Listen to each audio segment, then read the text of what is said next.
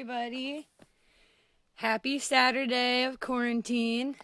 I'm hoping that the sound and wind are okay for this to be outside today.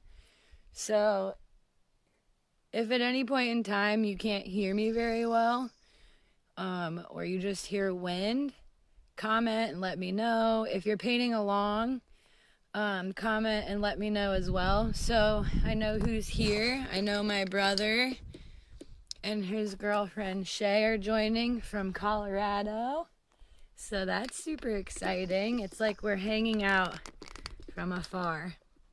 So anyway, I hope you guys can hear me on this. Yeah, so we're gonna be painting an ocean scene today. And if you have any questions along the way, feel free to drop a comment. I will try to keep up with them on my iPad.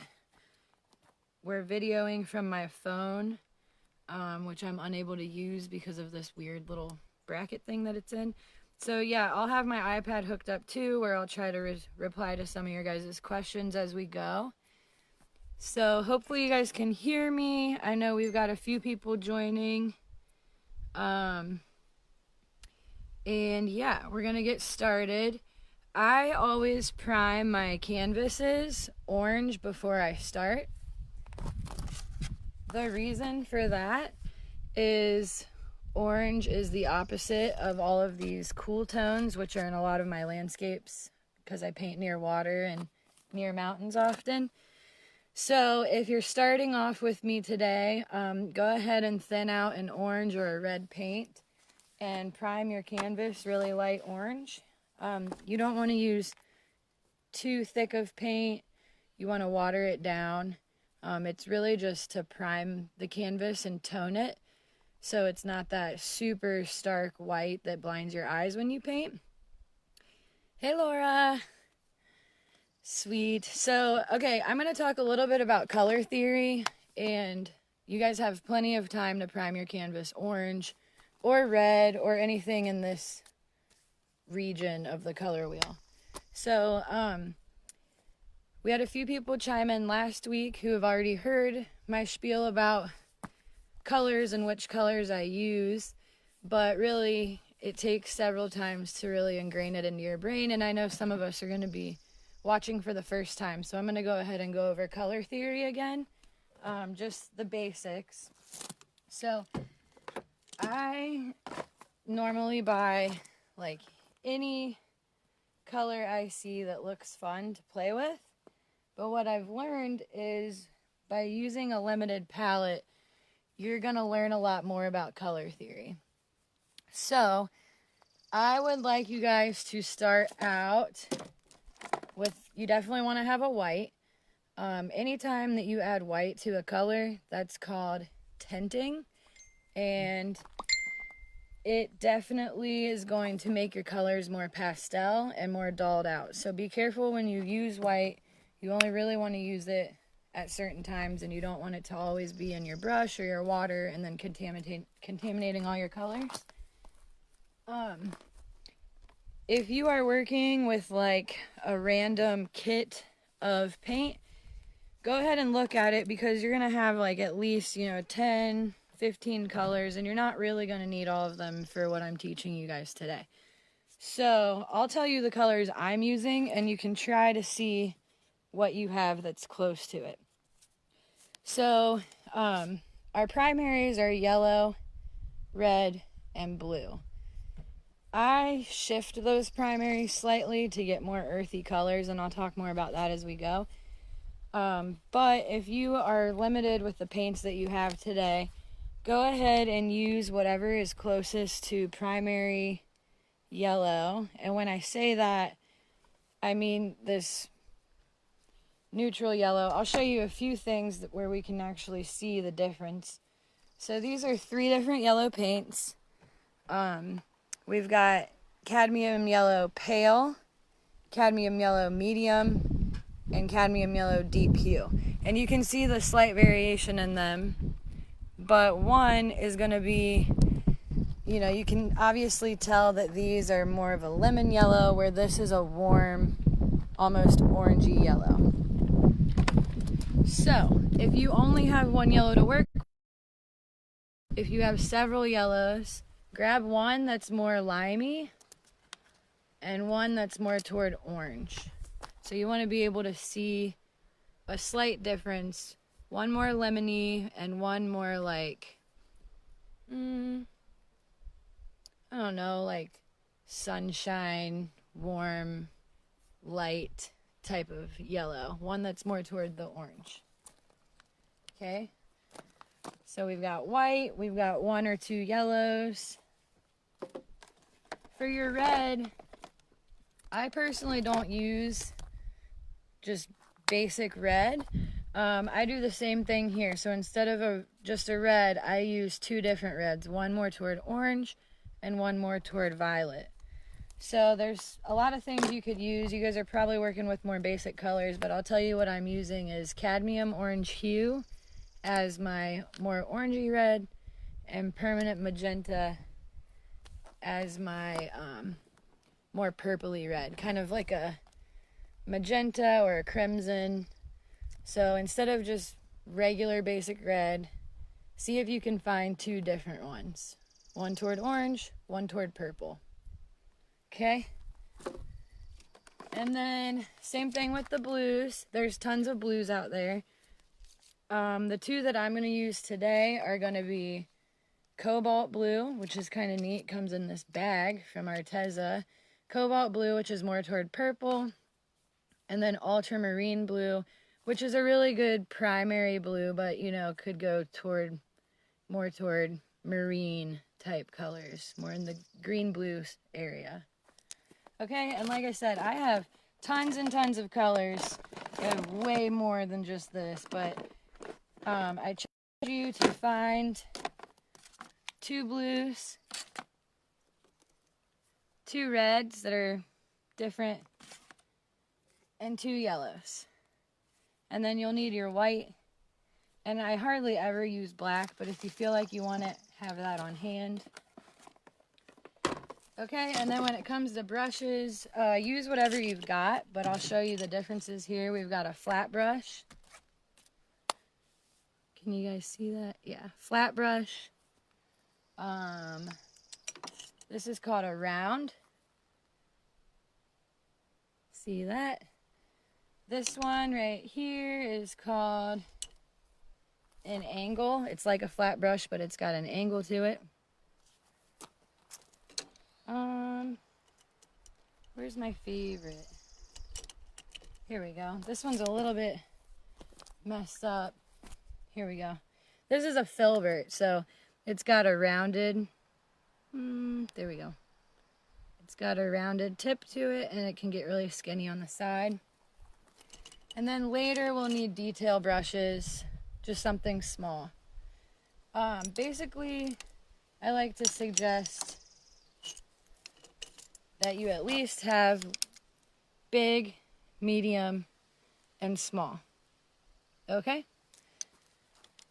So, I just got done working in the greenhouses for the day, but I'll pop my face in here really fast. Okay. Alright, so to start out, I'm going to show you guys the color wheel while I put my colors out, because I lay them out in the exact same way. So, I'm going to put my lemon yellow, and I like to use paper plates. Don't use styrofoam.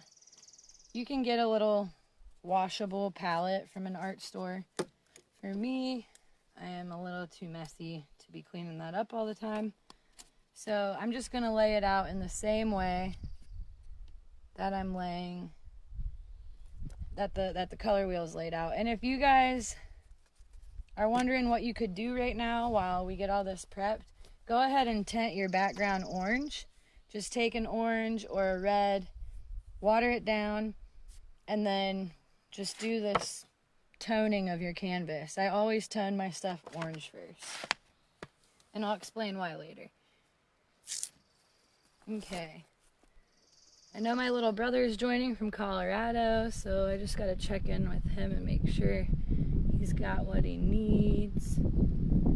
Nicholas, are you out there?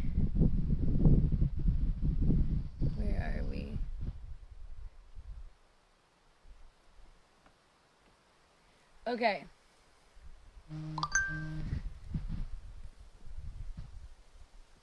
Yes, it is live, Nick. He's having technical difficulties. Okay.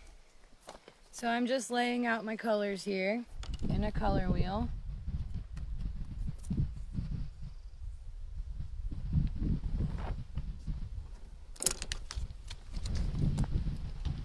If this wind becomes a problem, I might have to hop inside, but it's so nice out.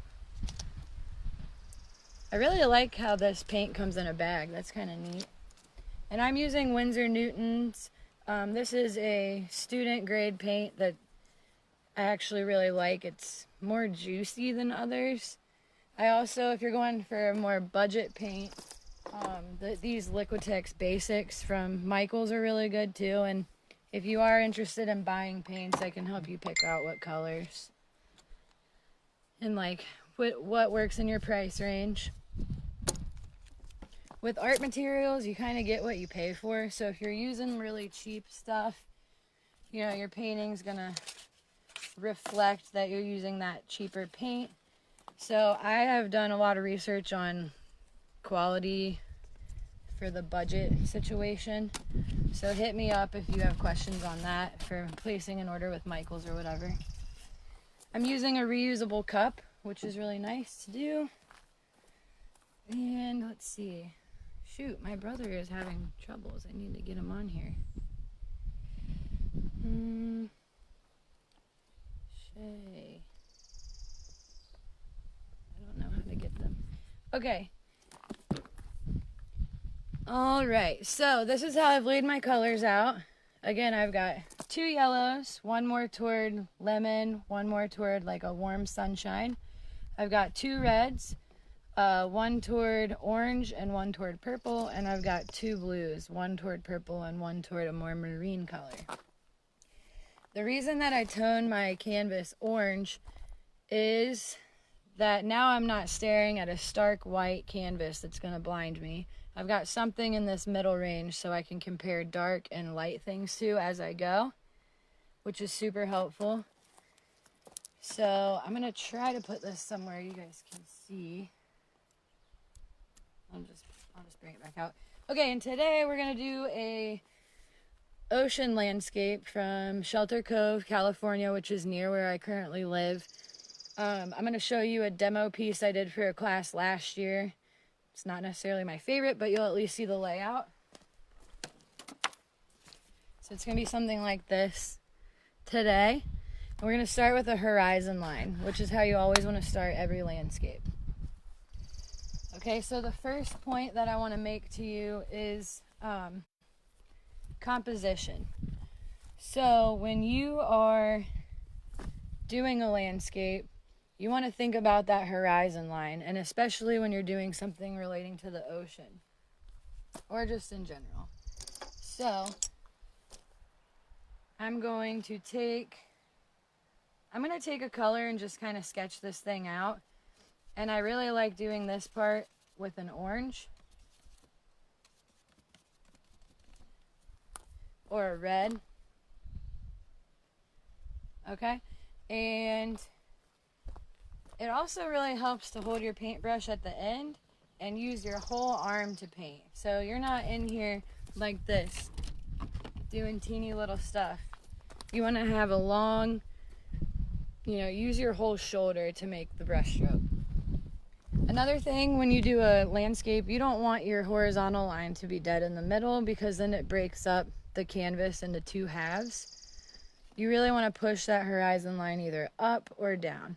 So today we're going to go about here, and really it kind of helps to just make this motion above your canvas without touching it, kind of like a pendulum. And then, whoops. And you can make a bunch of lines because, because this is just the underpainting. So we've got a horizon line somewhere in there. Okay, then You also want to think about your vanishing point. So this is kind of where your view vanishes off into. And maybe we'll do it over here. So if you're painting with me, go ahead and make that horizontal and a dot for your focal point. Okay, so that is step one. I need to get my brother on here. He can't connect and I want him to. Where is he?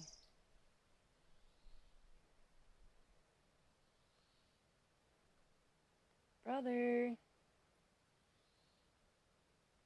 I can't call you because I'm using my phone. Nick.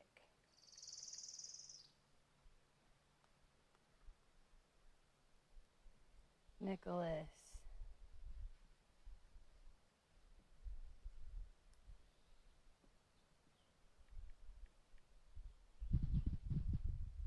Okay, so we got a horizon line and a dot. That's going to be your focal point. All right? And with everything we do, you want to wrap it around the edge, like that. Okay, now the next thing we're going to do, we're going to have some mountains. So when you make mountains, you want to kind of make them organic shaped like this. And instead of having this line of mountains stop in the middle, make sure that you take it all the way to your focal point. And that's where the mountains kind of vanish. Okay? So that has to do with perspective, which we'll touch more on later. But I just want to get this underpainting sketch in.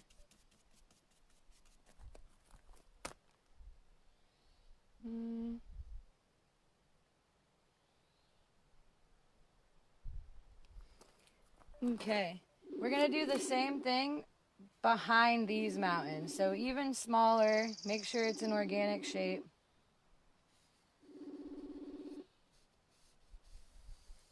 Like that. Hello?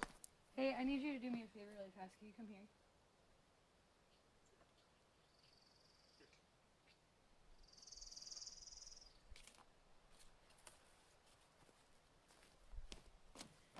All right, so I'm going to show you an example here of like how you make mountains look distant. And the way that we do that is later when we're painting the color in. This faraway mountain's going to be pale and a lighter tone. And the reason of that is there's more distance between us and that faraway mountain.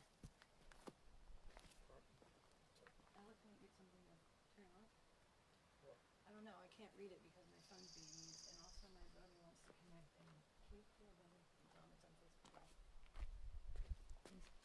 Okay, so we've got this organic shape of mountains here, and then we've got a teeny little one behind it. Just the drawing. If you're just now popping in, do not paint your whole thing orange later in the painting. You want to go ahead and prime that right now. So just prime it light orange. Okay, the next step that we're going to do, we're going to have a mountain come in front of this mountain and come down below the horizon line, and it's going to stop right about there. Can you guys see that? And so when you layer mountains in front of each other, you really get some perspective going. Can you call Nick? We're losing water right now. Can you call Nick? Okay, cool. All right. Now the bottom of this we want flat, so we can go ahead and go like this, almost exactly like the horizon line. And if you want, we can go all the way.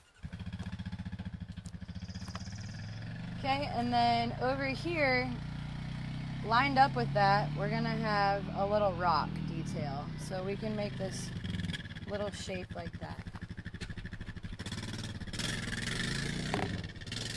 Alrighty. So for those of you just chiming in, if you want to get caught up, if you had technological difficulties, just go ahead and prime your canvas light orange, and then you're going to make a horizon line and a dot where your focal point's going to be. This is just the underpainting. And then you want to make an organic shape, kind of wiggle this mountain down across the middle of your painting. And then another small mountain behind there. Now you're going to bring this mountain up in front And that way we're getting a layering and perspective going on. And you want to bring that down across below your horizon line by about 1 inch, and then bring the bottom of that flat. Okay, because that's going to be where water is. Alright, so I'll show you guys again just so you have an idea of the basic setup that this is going to look like.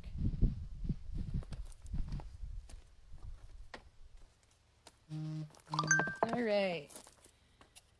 Nick and Shay, if you're in here, finally say something. I know you're having trouble getting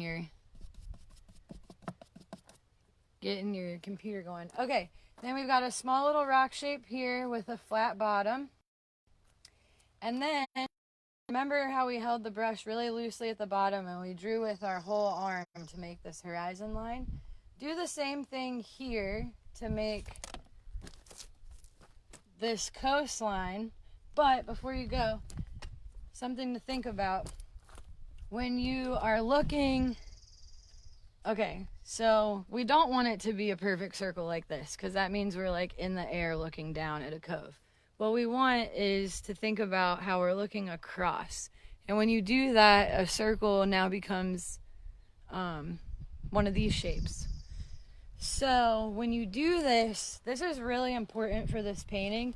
And, you know, I don't want to put too much pressure on you because this is just the bottom sketch, so you can always change it. But when you do this, you want to pull it this way and then swoop. So I'm just going to do it, and then you guys can see what I'm talking about. So we're going to swoop it like that. Okay, so if you do it and it looks too much like a U, just change it, because you really want this edge to come off of this left side of the canvas, maybe up like 1 inch. And you want this to look like you're looking across at this beach. You're not looking straight down at it. So we don't want a U. We want a nice, you know, you could even make it wider like that if you want. Uh-oh, there go my plates.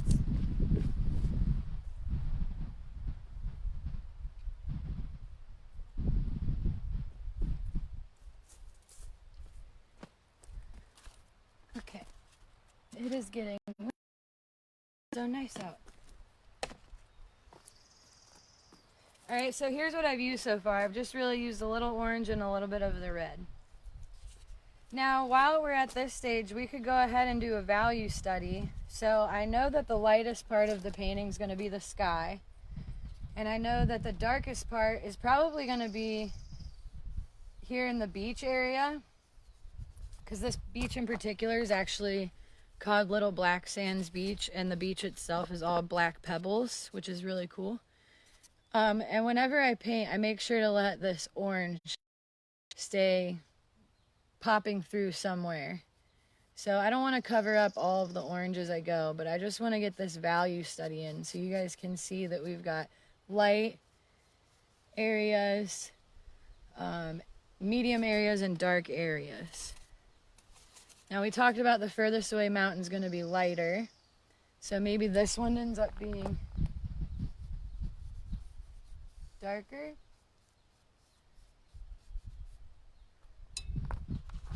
And there will probably be some darkness in here.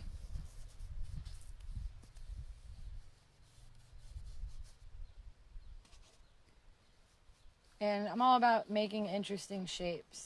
So just making the edges of things kind of wiggly. Like that. Yeah. And then you guys don't have to do this part, but I'm just going to show you how the waves will be coming through. It'll be like this.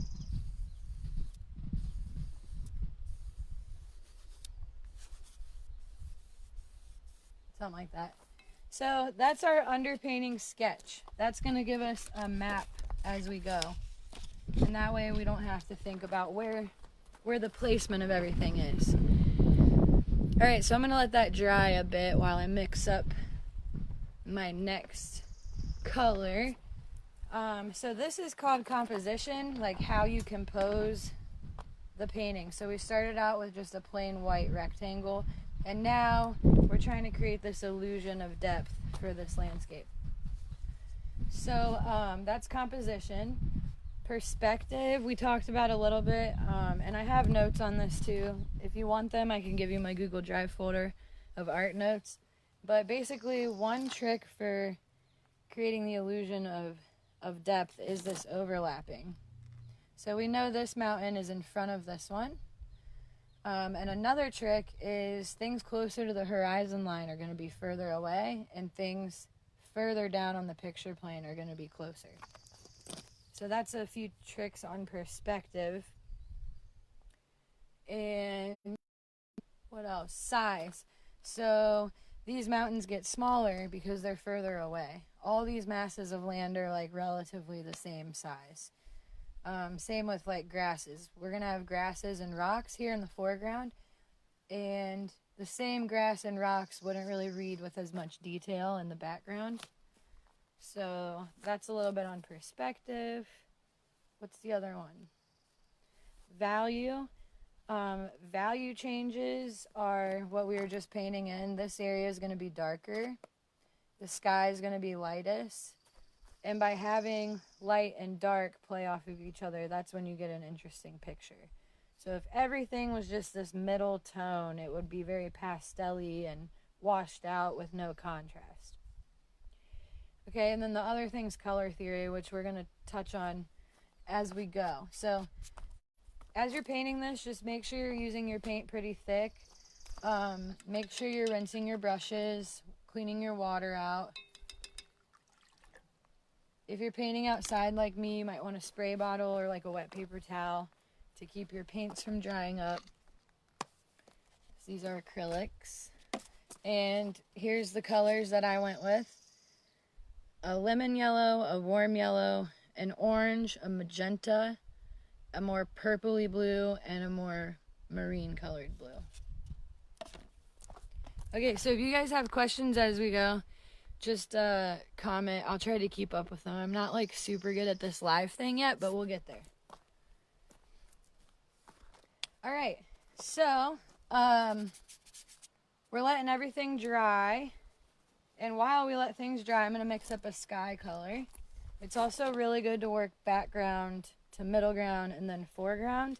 And that way, you know, when you layer a mountain on top of a sky, you can have that clean edge. So I'm going to use white for my sky color. A little bit of my more purpley blue. Not much though. I want my sky to be really light. Like that's already too dark. And I'll actually use a really teeny touch of red. And that just kind of grays the sky out. Which a lot of times in Shelter Cove it's really foggy. And it's up to you what color you really want for your sky. I just suggest that you consider it's going to be the lightest part of your painting. So knowing we've got a middle tone here with the orange, I want to make sure that this color of my sky is lighter. And I think it's really nice to paint very expressively and let your energy come out. So, and use big paint strokes because it's more fun than being in here like this, putting a lot of pressure on yourself. So feel what it's like to make big brush strokes, wrap it around the edges.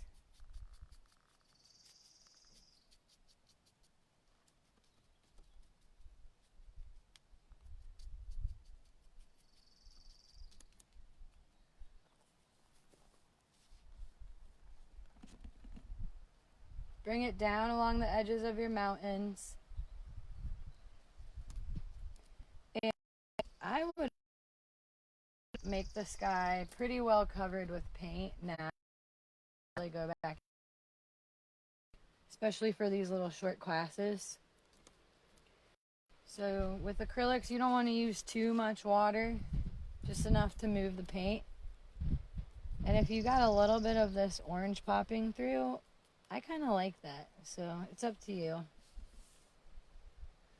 As you get closer to the faraway mountains, you can add a touch more red if you want, and that's just going to gray your sky color out. Uh-oh. make the sky kind of fall away from you and vanish.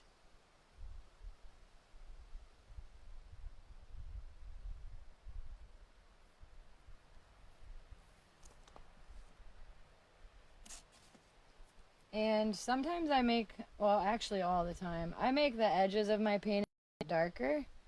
That way it brings your eyeball in to the painting instead of taking your eye away. And skies fall away from you, so you don't have to have all these horizontal brush strokes.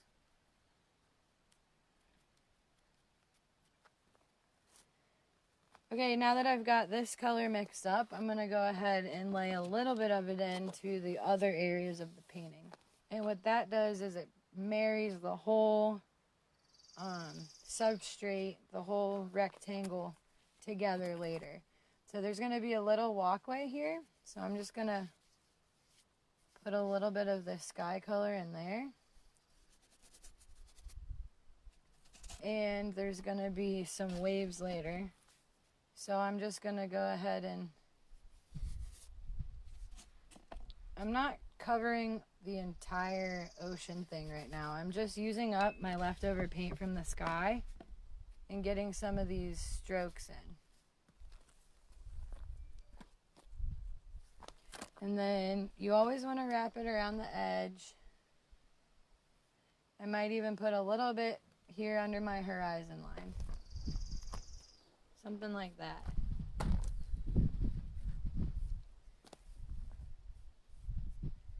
Okay. Where else might I want a little light? I'm just going to scribble a little bit into here. Just 'cause.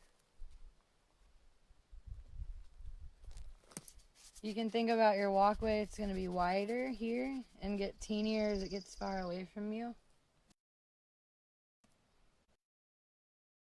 So I'm just kind of using the sky color where I can, where there's going to be little bits of light on these waves. All right, I'm gonna let that dry for a minute.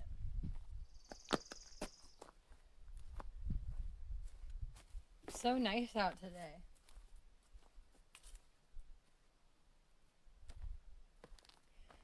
So hey guys, if you're just joining, it's primed orange in the background. I just prime all my canvases orange to start. Okay, and then we've got a horizontal line, a focal point, and then we've got organic shapes of mountains that meet that focal point. A small mountain behind there fading off into the distance. And then we've layered a third layer of mountains in front. You want about an inch space here, and then a flat bottom here. Teeny little weird shape with a flat bottom here, which will be a rock later. And then a swooping motion, not a U. We don't want a U. We want a swoop that comes to about an inch above right here.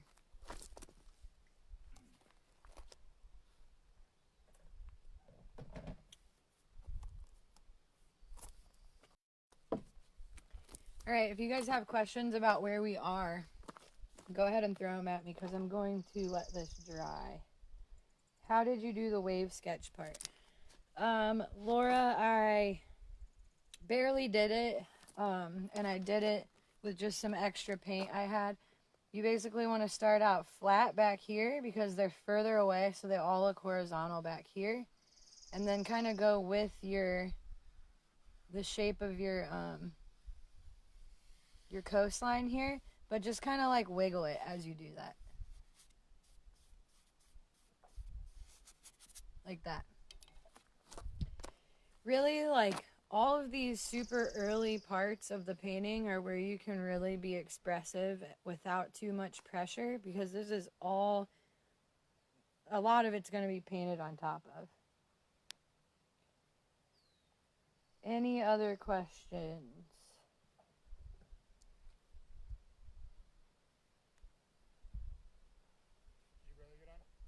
No, I can't call him because my phone's...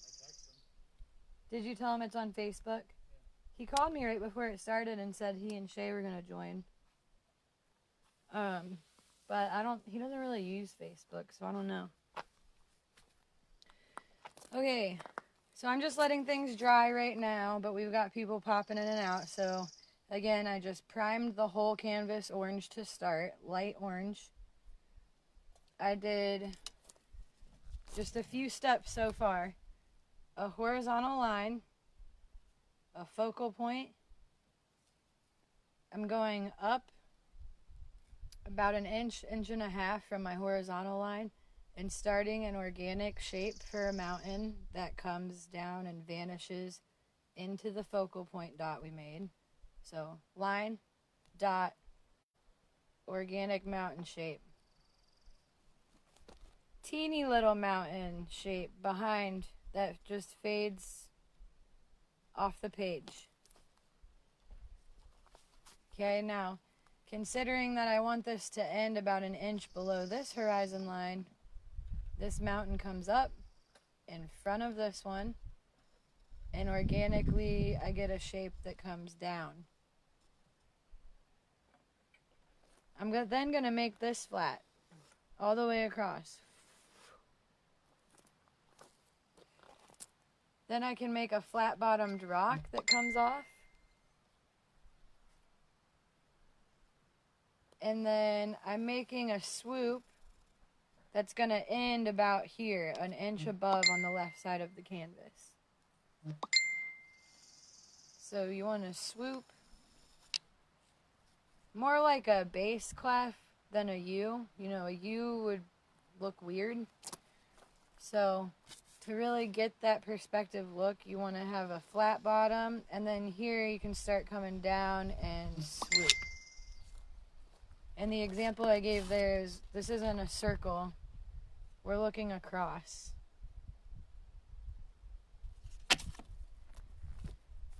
Okay. Laura, your painting looks great so far. Yes. One thing you might want to do,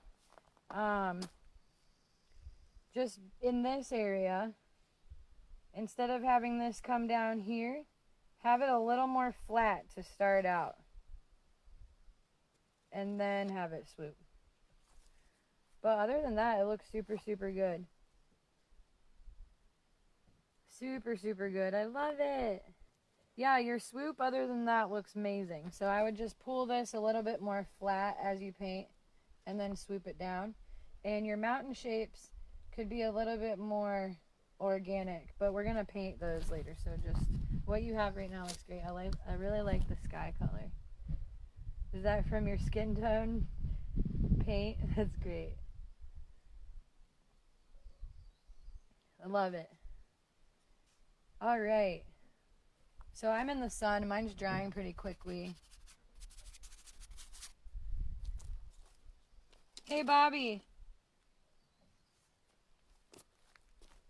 Hey, Bob. I made you a smoothie. It's in the fridge. Okay. So we want to make sure that we consider where the light source is coming from.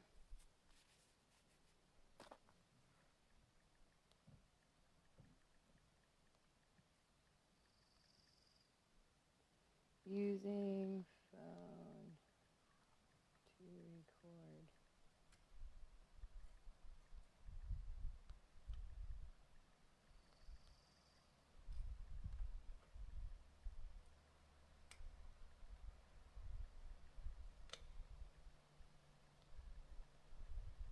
All right, we had some latecomers, so I'm just trying to make sure they're caught up before we go.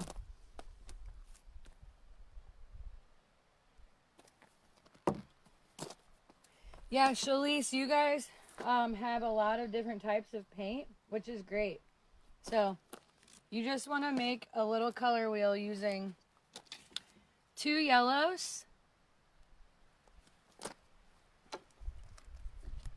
2 reds, 1 toward orange and 1 toward purple,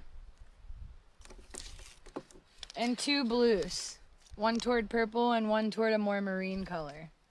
So I'm looking at your paints, and you do have a lot of artist paints. Okay. Alright, they're gonna watch later because they're having troubles. Alright, anyways. So now we're gonna use clean water and we're gonna mix up some mountain colors. And these mountains are in the distance, and they, you know, it's foggy out in this coastal scene.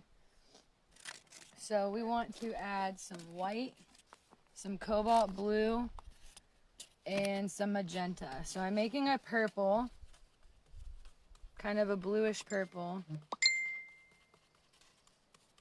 And I want to mix up a good amount of it.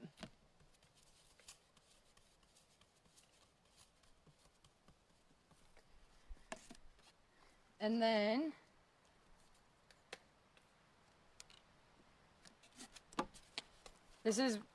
be really careful with this because white will dull everything down.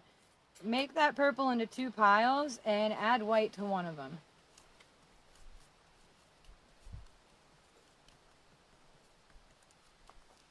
So this lighter purple, it needs to be darker than the sky. It's going to start here, and this is a great time to let little bits of that orange pop through. And while keeping a flat bottom on the horizon line, which I can paint that in first, then I'm going to come up really thin starting out and just very slowly and gradually, maybe I'm twisting my brush to get an interesting shape. Okay, I'm painting this faraway mountain.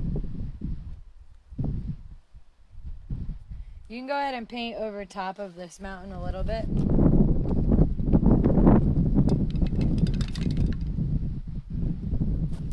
Then I'm mixing up, you can use that same purple. I'm going to make mine a little bit darker.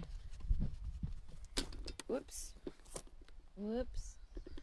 And then I'm going to make this mountain. So I'm going to come up, and I want this to be an interesting shape. I don't want just a hill looking thing. And it's going to come down in front of this mountain and fade off. So I kept little tiny bits of that orange background in there. I don't know if you guys can see that. Then flat bottom here.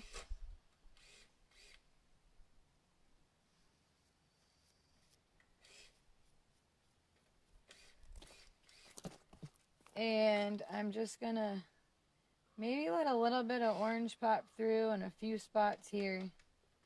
And I'm gonna fill this mountain shape in.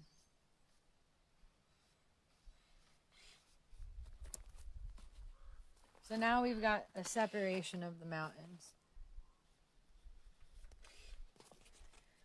I can probably bring this closer.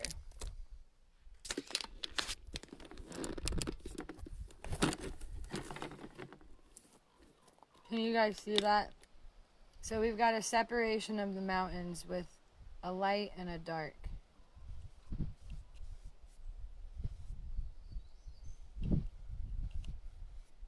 And you can see how like this orange background that I did is popping through the paint and in little areas here. Which I personally really like doing that. Okay. This thing. This freaking thing.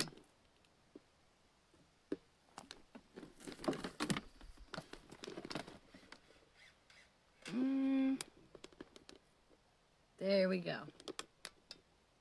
Okay. Inside would have been better, but it's just so nice out. Okay. So again, like we did earlier, we're going to let little bits of this dark purple come through the rest of the painting. So without making a harsh line, I'm just going to have some interesting shapes. This is going to be grass later. Give you an idea where these dark bits could be. I'm going to use this purple of the mountain and put some of these dark shapes in.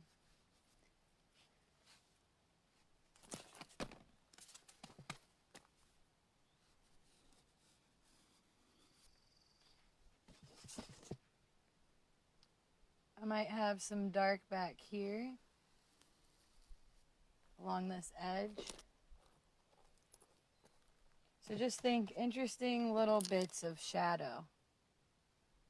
It's probably going to be shadow along this edge,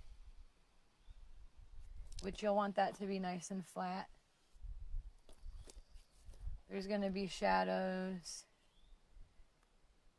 here, and we can decide where shadow will be by thinking about the light source too. So say the light source is on this side of things, hitting this mountain this way. So maybe the shadowed side's back here.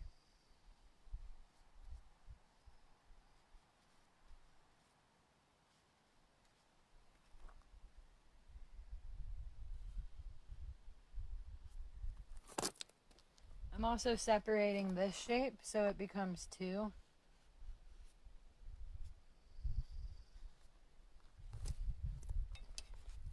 Again, when I use like a little bit of a color from a different part of the painting, this is the purple from that mountain, and I'm just thinking of shadows now. I'm also gonna just throw a little bit in this corner because I know I like to darken my corners.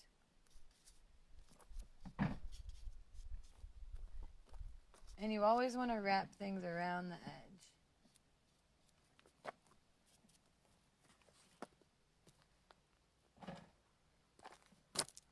If the light's coming this way, then maybe there'd be little shadowed bits within the grass. Okay, I don't want to go too crazy with shadows. But like I said, this is a dark beach, so I could also go ahead and get... Hi, Pippi. Okay. There also is going to be a little bit of darkness in the shadows of these waves. So with the edge of my brush, just barely, I'm going to do, some wiggly lines. And I just go kind of like this motion. You just want to make sure that they're going with the contour of your thing. Again, waves here are going to be flat because they're far away and they all look horizontal. And then as they get closer to you, they're going to wiggle and swoop with your coastline. I just kind of put those in so you guys can see the direction. You don't have to do those right now. Alright, so now we're going to let that color dry, which is our darker mountain and our shadows. And I'm going to think about what color I want to do the water. I really like to use Golden's iridescent paint on top of my water to get a little shimmer going. So that's like a specialty paint. You definitely don't have to have that. I'll show you guys that later though.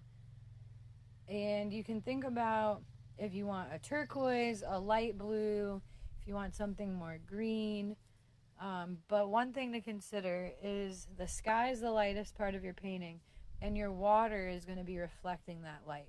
So your water is going to be the second lightest part of the painting. So everything in art is relative. For me, I'm going to look at this color of the sky and make something slightly darker. And more of like a turquoisey color, I think. For you, if your sky is a little darker than mine, you want to go in relation to your sky. So this is a really good time that we need to rinse our brushes because we were using white, and white will contaminate everything and make everything the same value. We really want to go for light and dark. So if your water looks like mine, you should probably clean it. And you want to let this dry too.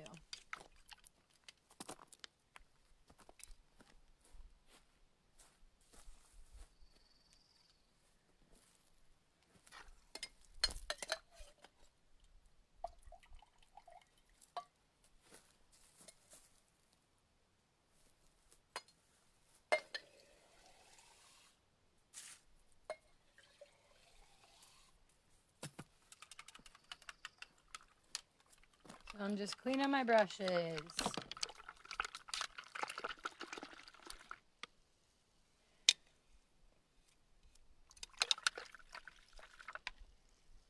out really good, or else, you know, if we go to make a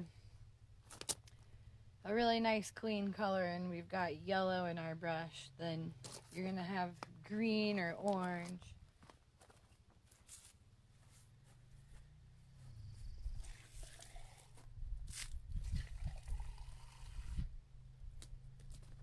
All right. So I've got fresh water. This is drying up pretty quick. If you need to speed yours up, hair dryers work great.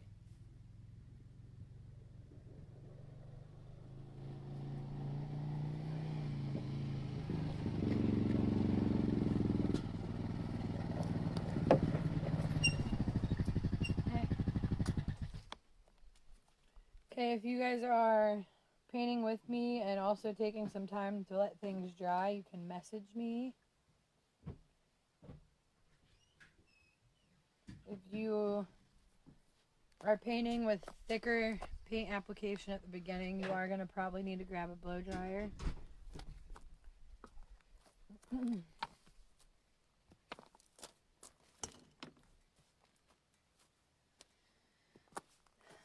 Alright, I'm just sitting here thinking about what I want to do with my water. Okay, so I think for the water, I'll go ahead and mix something up. I'm going to use the blue that I had more toward like a marine color, like ultramarine. And I'm going to add a little teeny bit of yellow. Not much, or we'll get green. And then I'm going to add white.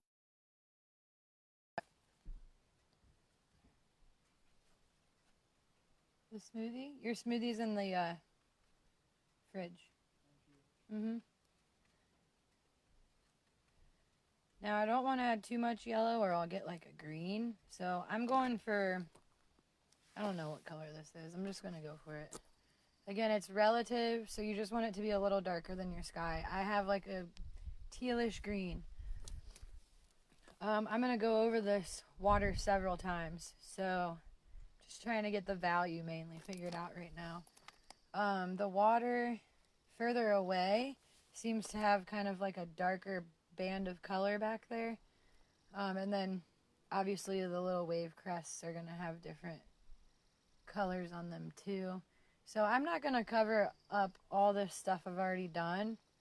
I always want to let little bits poke through. So I'm just going to start by painting what hasn't been painted. And kind of let the painting tell me where to go.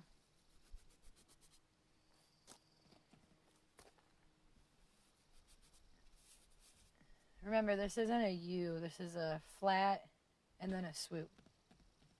And I'm holding the brush far away and I'm wiggling. So that's how I create these illusions of waves. In the very back, it's going to be nice and flat. And you can let little bits of the orange pop through. But you want your horizon line, you can really edit it right here.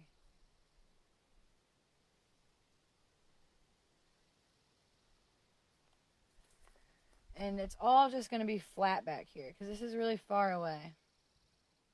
So horizontal brush strokes. Make sure to wrap around the edge.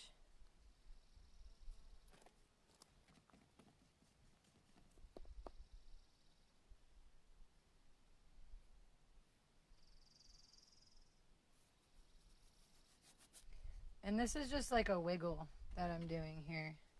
You want to be careful to not make it like a squiggle, but just remember, these are flat, and then as they come toward you, you don't want just a curve, you know? You might as well get a little wiggle in there.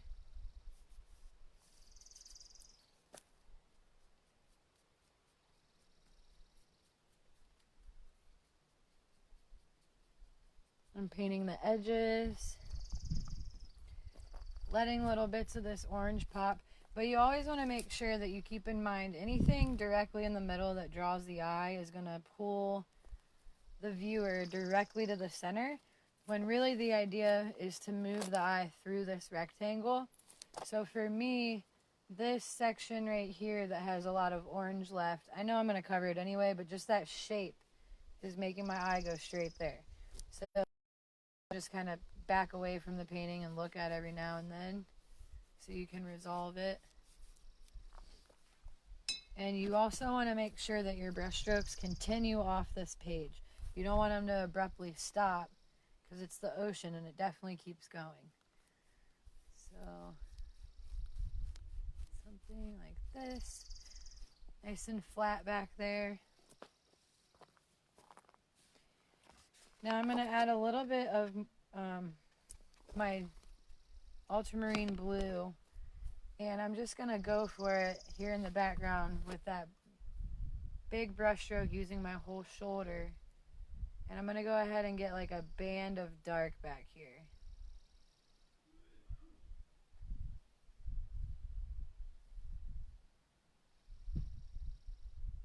I'm just kind of working it back and forth, letting little spaces of that lighter color I put in show. See that? Now that ocean in the background is further away than this ocean. It's not all just one big shape. I'm also going to use a little bit of that same color to come up underneath this rock and this little bit of land.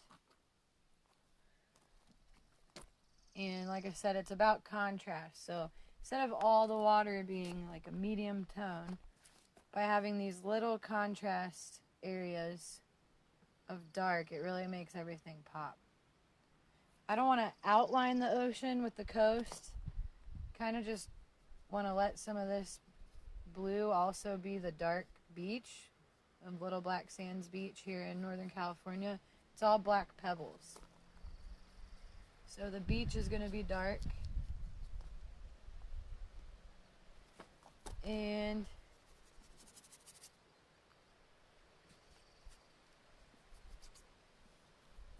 I'm just carrying this blue color through some different areas. Here in my contrast, I'm just scribbling a little bit. This will be some flowers later. So it's all about these interesting shapes that are being created. It's not just blocks and blobs. Teeny little bit of this I'm going to use for like a shadow in the wave. That might have been too dark, but that's fine. I can come back later. And your eye's going to want to space everything out evenly. So make sure it doesn't. Like here, this is all pretty much like an inch apart. So I need to be aware of that and realize too, things are going to be closer together as they get far away. Just for perspective. And I don't need to outline all the waves.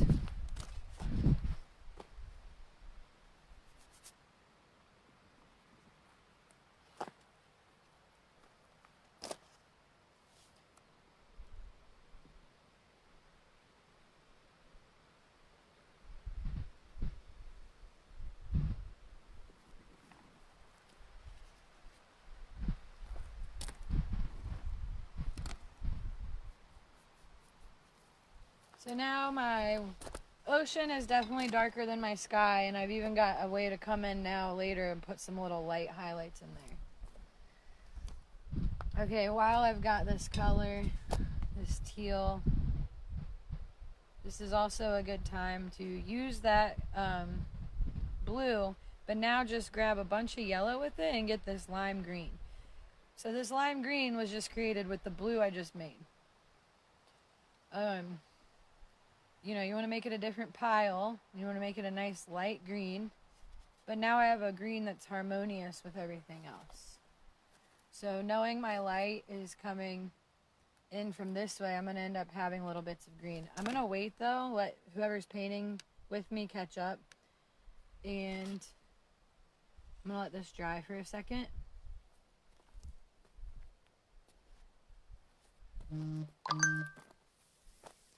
So yeah, if you guys are just tuning in, I'm just going to do a really quick rundown again.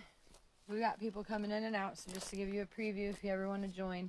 You'll always prime your canvas orange. This orange color here was not painted in as we went. It was just primed orange to start with. And then for doing landscapes, you want to start with the horizon line. You don't want that horizon line to be in the middle. You want to move it up to break the canvas up into interesting sections. So a horizon line, nice and straight. Whether you're working with an ocean, mountains, whatever, there's always a horizon line. It's a visual perspective thing. So a horizon line, nice and straight, using the shoulder to draw with, a dot for a focal point, and then coming up from your horizon line 1.5 inches or so, you want to start with this mountain shape. Don't make it just a simple hill. Come up and make it somewhat of an interesting organic shape. And then this teeny little mountain will be behind it. So to start out, we just drew all this in with red and orange paint. Okay, from there we then made this mountain go in front of that one, ending nice and flat. And a little rock detail out here with a flat bottom because the water's rolling up to it.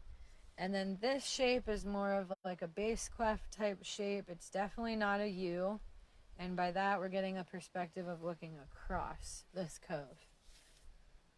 All right, so once we had all that drawn in, we mixed up a light blue using cobalt blue, a touch of red, and some white for the sky. We went ahead and made it the lightest part of the painting because it's where our light source is coming from. And we're going to say the sun's over here, which you always want to figure that out. And then after we had that mixed up, we did a light purple for this faraway mountain in the distance and a darker purple for this one. And every time we have a color, we put a little bit of it somewhere. So when using this dark purple, we thought about shadows. When using the light purple, just some like little highlights in the waves. And when using the sky, I thought about other areas that might have a highlight. This little walkway and little bits of the waves. The walkway is going to start out somewhere on the left of the canvas, nice and wide, and slowly make its way skinnier as it goes further away. So that's pretty much all we've done.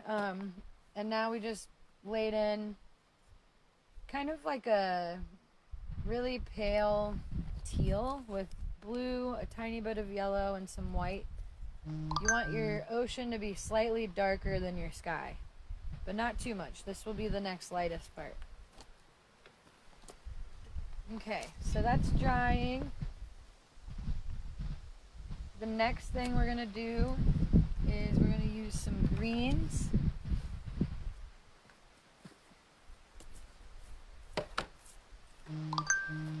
And this is a really great area of the painting to let some more of that orange background pop through, because as you lay greens in, they are the opposite of red. So these two next to each other within the painting will really make the whole thing pop. If you want to consider having an area in the painting that is a warm color, like flowers, you could consider leaving some of this orange for flowers. Maybe I'll do a couple of those. Okay, so for our green, I'm just using what I already had mixed up for the ocean and adding more of this limey yellow to it to make a harmonious light lime green. And I'm thinking about the sun. It's over here. It's coming this way. So I'm going to do a few things. I want to have some green up on top of these mountains. And you don't want too much water here. You want to have a nice thick paint application. And I don't want to necessarily outline the whole mountain, so I'm just going to put some little bits of green on things that I feel like would be edges. And I'm going to let some orange pop through because I like that. Remember, acrylics are going to dry 20% darker than how you put them on. So if you do want this a little bit lighter, you could add a little white. I'm just going to add Notice I'm not like about every little brush stroke. It's just about the shape, the idea of the fact that there's going to be plants here.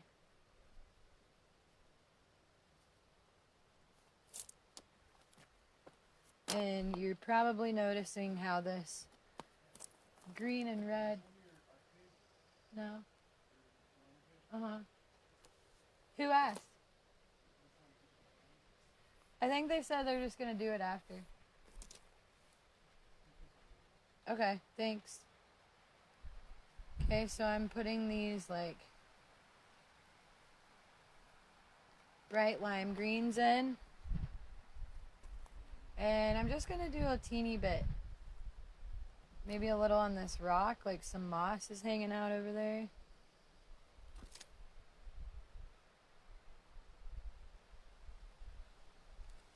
And like yellow and purple are opposites on the color wheel, so it's kind of nice to get a little bit right up against this mountain. But again, I'm not really going in and covering anything up in its entirety. It's just like little bits of this as it builds.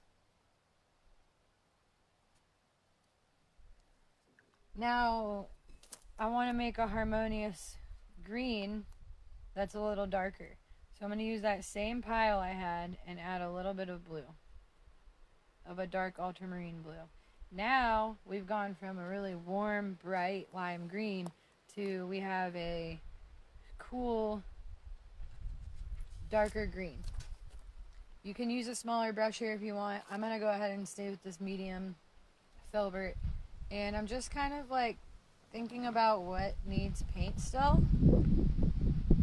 And I'm thinking about where the light is. So if the light's this way, maybe there'd be some shadows up underneath things.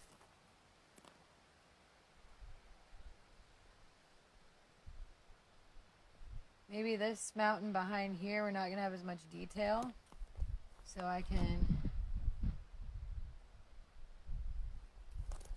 block that in. And then of course I'm going to have some here where there's going to be grass. I like to darken the edges of my painting so it draws the eye in. So this darker green here is going to be good for that.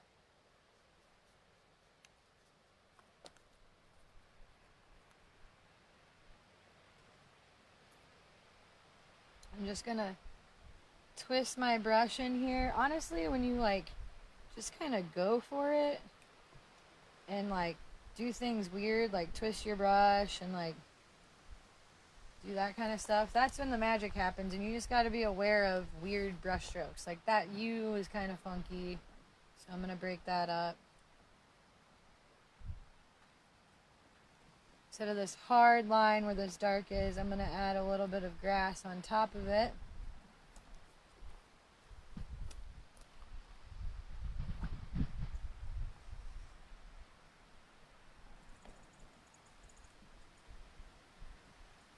And the shape of this is a little strange, so I'm going to come into the shape of the walkway here and maybe even make some brush strokes downward like this. No, by painting this green grass, I'm also negatively painting this walkway. So I'm changing the shape of it. I'm adding a little bit more blue for an even darker bluish green, and this is just going to be for some shadows. I'm a pretty messy painter. I just like to have fun and work with the colors and the shapes.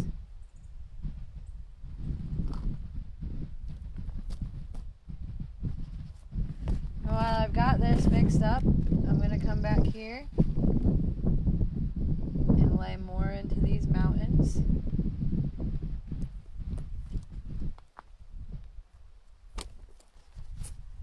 And that's just that cooler dark green we made.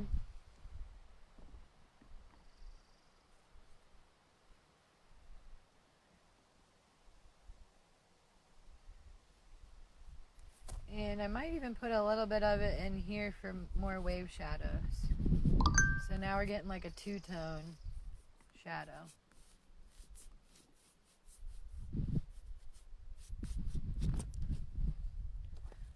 Careful for drips. Alright, so I'm going to pause there for a minute. Let things dry a bit. Start talking about how we're gonna add a little bit of action with a splash on the rock. And I'm going to resolve this like crazy line right here with the water that's actually coming up onto the beach.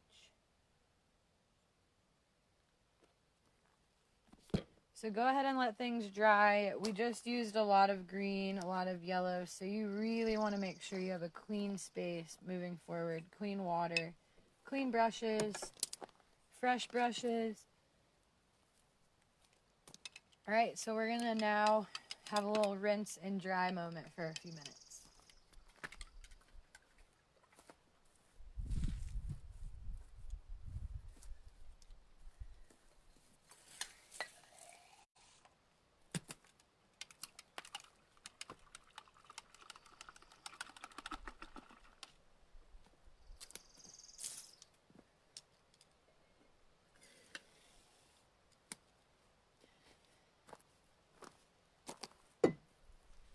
Hey everybody who's popping in and saying hey. It's really beautiful here today. There's cherry blossoms popping off. Maybe I'll show you guys. This phone holder is just so annoying. Okay, whoa. So there's the painting so far. Horizontal line, mountains, and a swoop here. You guys can rewatch the video if you want to paint this but couldn't join right away. I know there's a few people painting and there's a few other who are going to wait till it's posted later. But while I let this dry, I'm going to give you a little view of some cherry blossoms. Here's our victory garden we've got going for the apocalypse for vegetables. And our little potato patch we built. And these are the most amazing cherry blossoms that are just really going off. So pretty. Giving you a little view while things dry. Look at this tree. It's insane.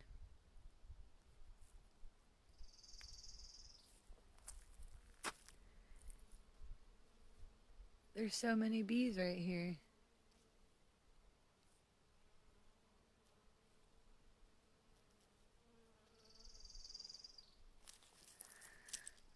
Spring is here.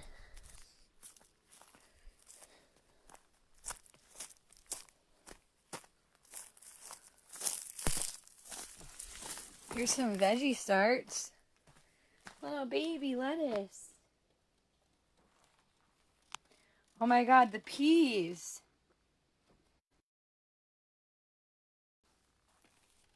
The kale.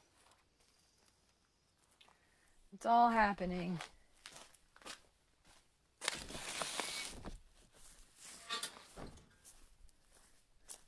Pippi. Pippi. That's Pippi.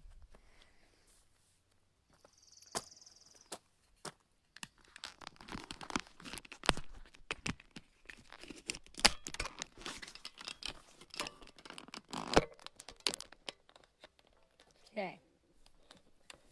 About to get back after this.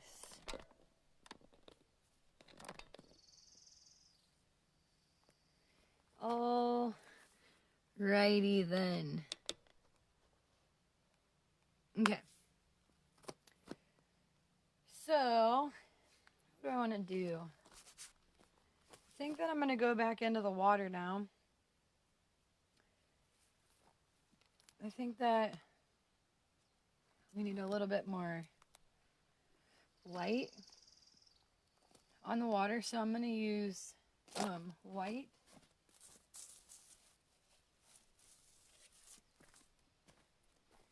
And blue. And a little yellow.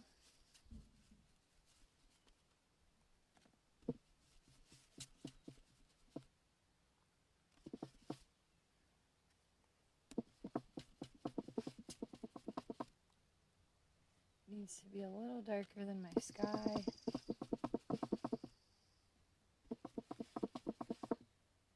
If you have a turquoise, use it if you want something crazy bright. I'm going to dull this down a little bit. Ooh, I like that color. Okay, so I could paint this whole thing just a big old block, but I kind of like all these layers that are happening already. So I'm going to think about now where I want a little light to be coming on the water. And I'm going to say the sun's coming this way. So, well, we'll start in the back. Either get a really thin brush or a flat brush.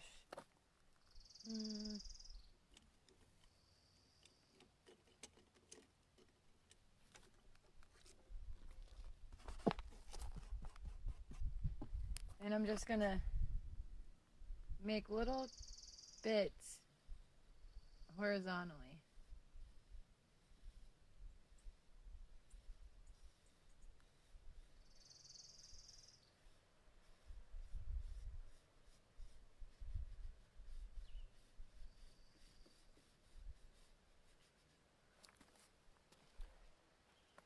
And you'll see here, you can actually edit the shape of this mountain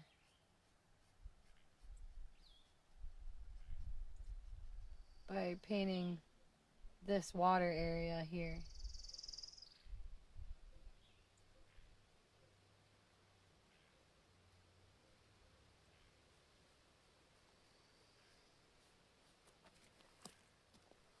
Something like that. And the shape of this rock, like say I don't want this to just be this lump.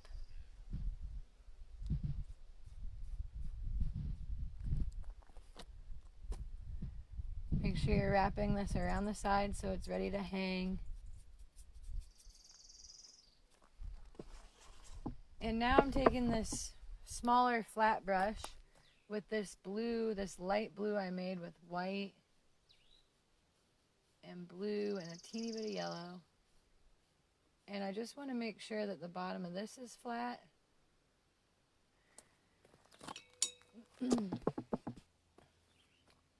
And I'm just going to create some guiding lines here for myself. Wherever you had a darker wave, you can put a little tiny bit of light kind of coming over it. And that's like when the wave starts to fall over. So this dark part would be like the inside of the wave, I think. I don't know. However you want to do it.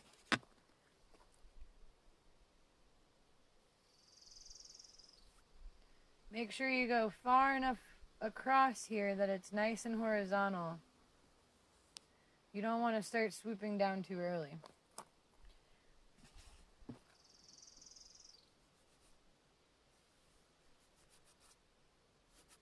And again, your brain's going to want to space all these out really evenly. So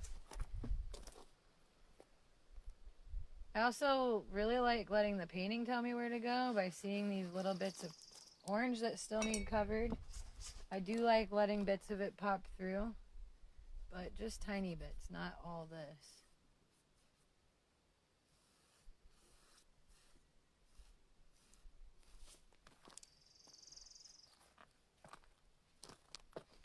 Okay, I'm going to go back to the big brush just because it's got a lot of this color on it. And I'm adding enough water that I'm not, like that was a pretty opaque brush. Thin it down. You can also thin it down.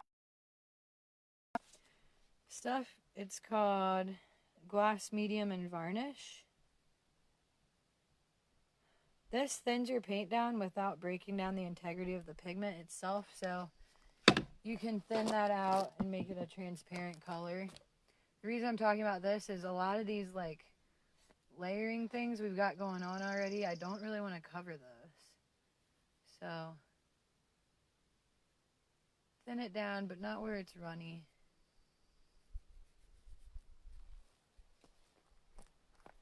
Step back from your painting, like right here, I can see mine needs more of that. thinning it down for what I'm about to do. Right here is very important. So if you're painting with, just watch for a second. I'm going to use this nice and thin, and I'm coming up onto between where the water and the shore meet. So this would be where the water's kind of running up and then falling back, running up and falling back. So you can show that by making some things like this, but the closer they are to you, the less together they're going to be. These are far away, so it looks like it comes in and out a lot more. Here, it starts to do that. So hard to explain painting. I feel like I'm just, I don't know, it's hard. Just keep working it, remembering that in the back it's horizontal. Here it's going to swoop and wiggle. And there's no right or wrong way to do this. I'm just teaching you guys what I do, but all the composition, color theory, perspective, that type of stuff's the technical stuff. And when you learn those tools, you can then go off and do whatever you want with like your own style.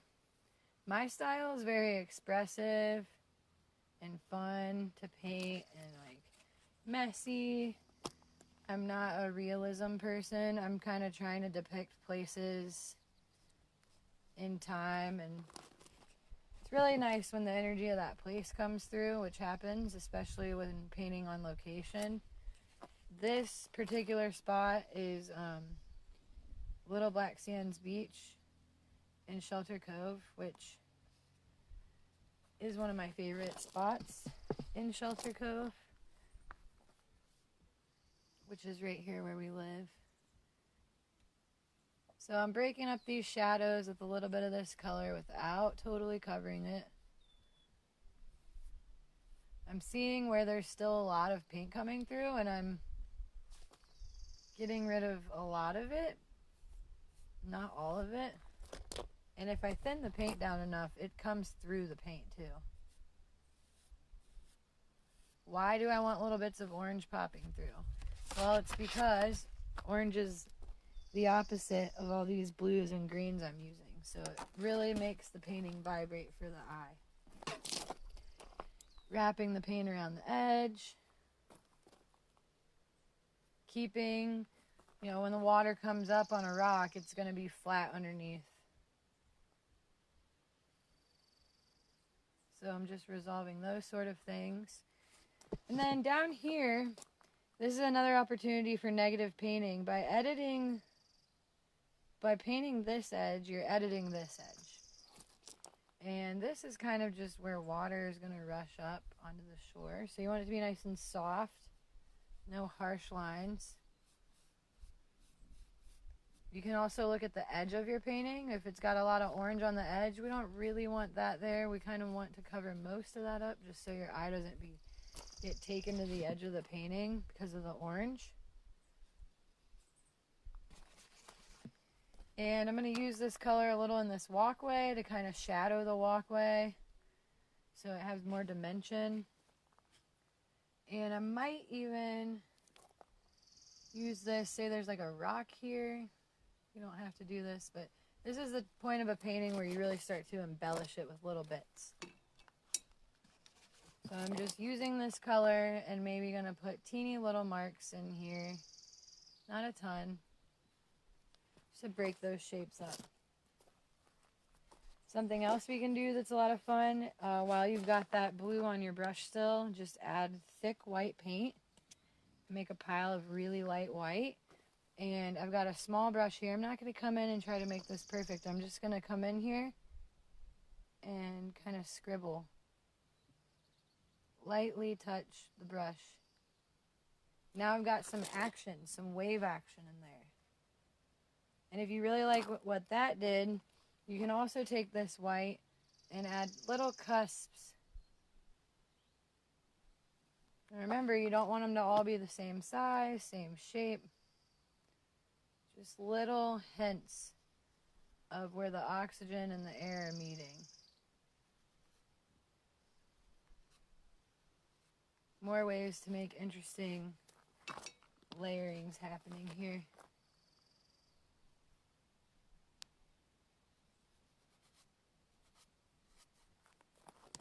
I see a lot of streaks evenly spaced here, so I'm going to use this white to break those up.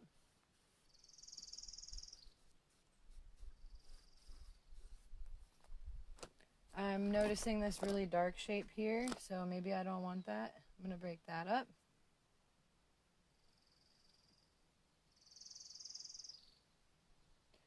Maybe I'll put a little white highlight on this rock and in here somewhere.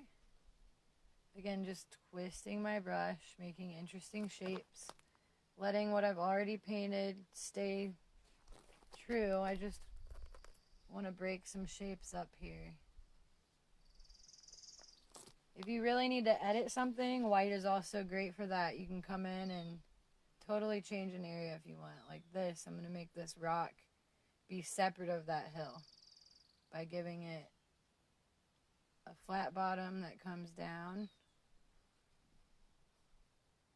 giving it an organic shape of its own.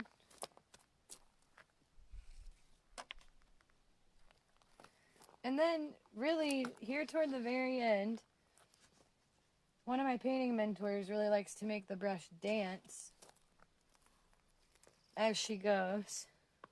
I'm getting some shadow on here now. I better turn it. Where's the sun?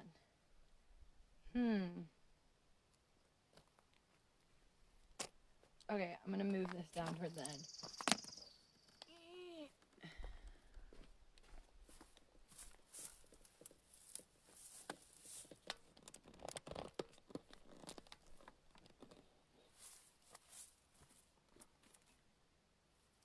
So here at the end of the painting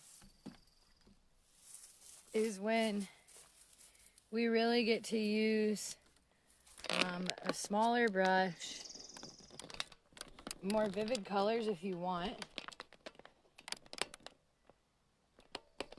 Come on, there we go. And you can let your brush just kind of dance around the canvas and find little spots. Again, you don't want to put anything in the middle here.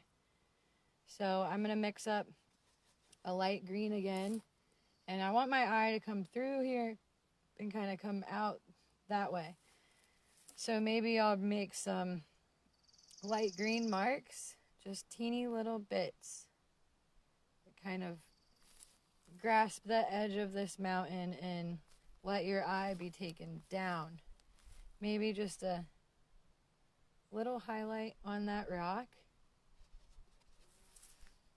With grass here, I can bring your eye through, but I want to be careful. I also kind of want it to come up. So I really like to embrace my scribble here. If you're not sure what to do, don't make individual brush strokes. You know, I mean, you can. But it's a lot more fun to just kind of,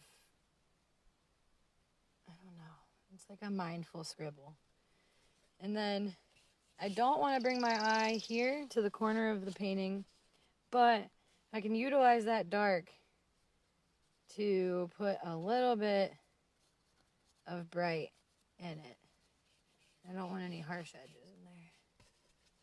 I like to use yellow toward the end, or like a really lime green yellow, because it allows me to bring more light into the painting. Acrylics dry 20% darker than how you put them on. So this is kind of a fun way to bring a little bit more brightness into it toward the end. And everybody's painting is going to be a lot of it different at this point. So if you don't know what to do to finish yours, or you want help, just send me a picture in a private message and we can talk about ways to build on your painting. I can help you come up with little things for the end of this.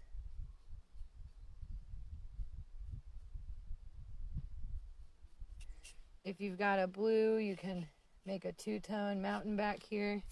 I need water on that. Just instead of, this isn't necessary, but if you do want more contrast, you can make this mountain even darker and make it like a two-tone. And you can even negatively paint this closer mountain as you do that. Edit the shape.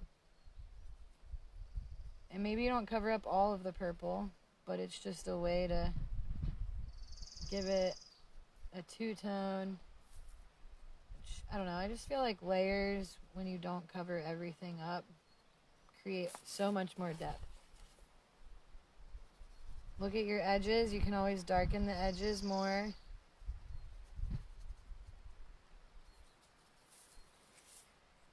You can always add more shadows down in here within your grasses. See these fun shapes I'm making? I'm not putting tons of pressure on myself.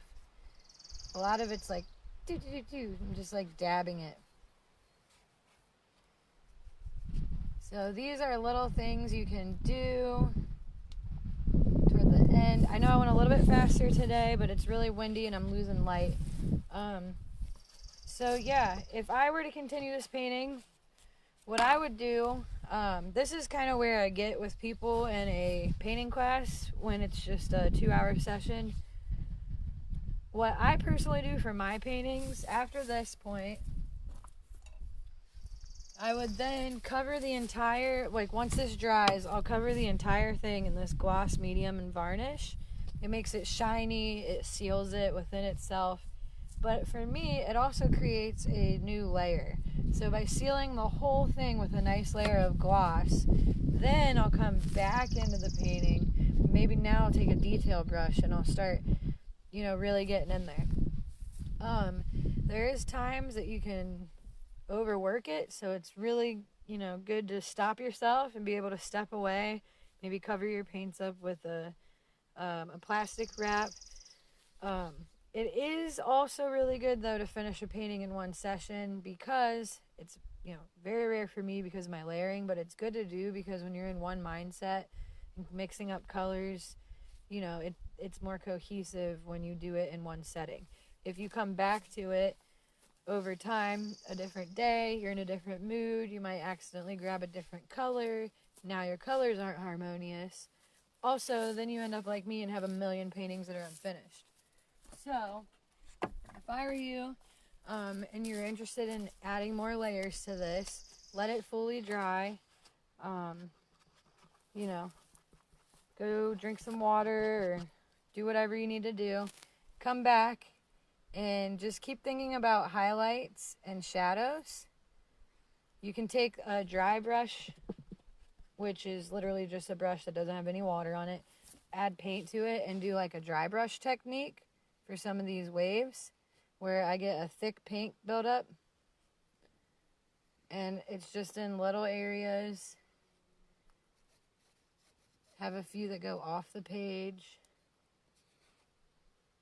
Like so.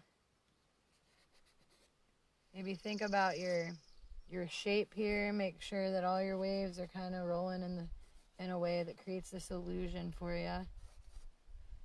Maybe there's a few like light areas out here. So it's really like how far you want to go. I feel like I could keep going all the time with paintings, which is really my problem with it, but I'm trying to get better at it.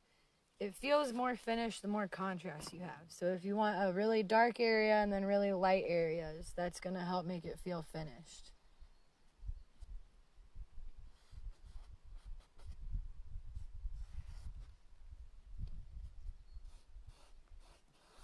Okay, again, and if you are trying to go past this sort of thing and want to do more layering, you could get this, and I'll explain why I do that. So this is a gloss medium and varnish, and when I cover my entire canvas in it, what happens is optically more light comes into the painting through that clear layer, hits the paint or the background of the canvas, and then bounces back out.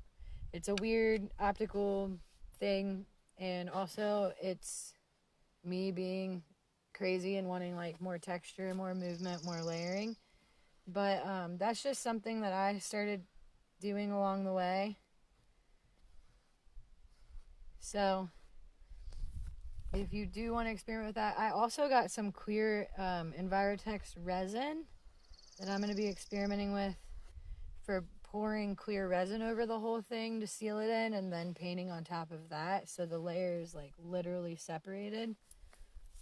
Yeah, and then highlights, shadows, and then don't forget to sign it. You can put wire on the back, you can put a frame on it if you want, or you can just hang it as is. This is a stretched canvas, a basic economy pack. I have material lists if you are interested in getting down on these free painting sessions. Saturdays at 4. This will be our time for this. And I really do enjoy teaching landscapes for this, because then you guys actually get to learn perspective, value, composition, creating depth. So I find landscapes to be a really good learning tool. All right. If you're really feeling like it and you want some clouds, you can scribble some clouds in there. I suggest literally scribbling them instead of making them puffy. Cool. I like that one a lot better than the demos I did last year for the schools or whatever. Here was one that I did. And then here's another one where I actually took paint marker on top of it and made all these like lines. So these are just demo pieces I do during my paint and sip classes that I'm recycling with you guys right now. I am open to suggestions, but also really busy working all the time right now. So yeah, I'll just keep doing landscapes Saturdays at 4. And I hope you guys are having a good quarantine and making the best of it. And hopefully everybody's going to get some good weather here soon. So yeah, that's all I've got for you guys today.